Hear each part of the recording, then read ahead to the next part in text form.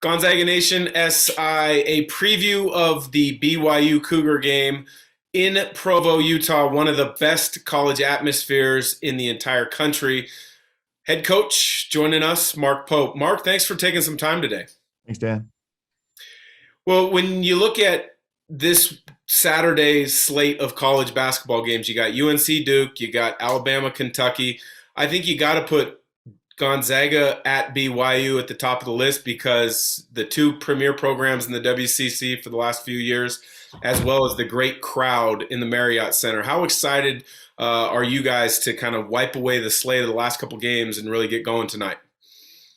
Well, it's every game is a big game, but these Zags have kind of been a dominant force in college basketball over the last decade, really, if you go and look back. And so you get a chance to get them in the Marriott Center. It's pretty special.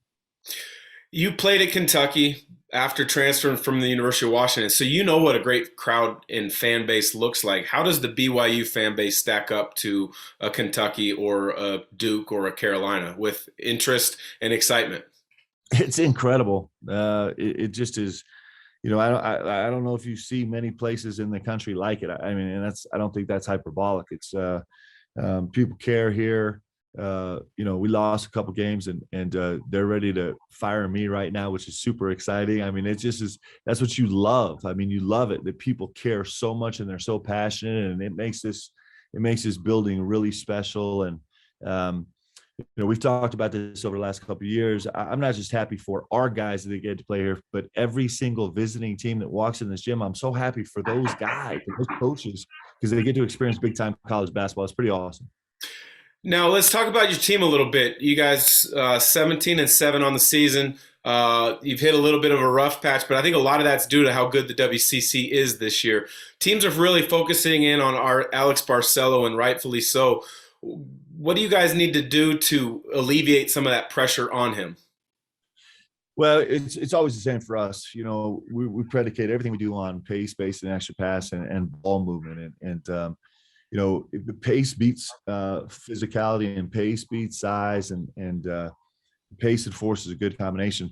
We've been more or less inconsistently successful at actually getting there, but that's our goal. Well, you want to play with pace. Gonzaga plays at one of, if not the fastest pace in the country. In your preparation, is there a change in focus on just how fast you want to play, or is there a change in focus on how to take them out of their pace? Well, sometimes I don't think of pace as like possessions. Pace is not like how many possessions you get in the game or how fast you get up and down the floor. I think that's a little bit of a misconception, at least for us. Pace for us is ball movement in the half court also. So you could use 26 seconds of the shot clock and be playing with tremendous pace and try and break a team down. It's much different than just being like, hey, we're getting this ball out as fast as we can and we're getting a shot up in 7 seconds. So I think both those are really complicated. I think your defensive pace also is really, really important. So clearly these Zags, I mean, they're what are they averaging 150 points a game right now? So they're pretty good, and they're clearly a high octane team. They have been for a decade now, and so we'll try and manage that the best we can. I love the way you describe that pace in the half court because I completely agree with that. Most people think of pace being that possessions per game and the amount of points, but you can play fast in the half court and making the decision or the defense make decisions. When you look at the WCC now, this is as good as I've ever seen it. 4 teams right now currently in the top 40 of the net, which is what the selections committee really leans on. What are you seeing in the league in general right now? Yeah, it's a great league right now. It's really fun. These Zags have just, it's just their consistency is just, you can't help but elevate the league. And we're seeing it happen. It's pretty great. I mean, this St. Mary's has always been there, and San Francisco is made pushes, every 4 or 5 years, they kind of make a push, and they're certainly in one right now. And Herb has done a great job with the Santa Clara team. They're a veteran team that's been around, and they just have, they've actually been good the last couple of years. They've just been like the biggest, this COVID has been tough on them, right? So they're kind of coming out of that right now. And so it's a great time to be in the WCC. It's pretty exciting. Last question, Mark, before I let you go. Gonzaga's had a number of tremendous players over the years, but I think everybody thinks of John Stockton. Who would that one player be for you when you hear the name BYU? Oh, well, I mean, there's a lot of them.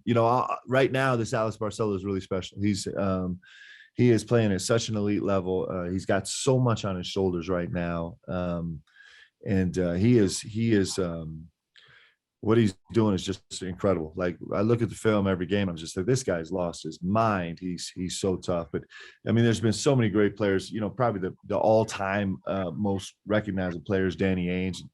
But there's been great ones, man. There's been a lot of greats. So it's a pretty fun program.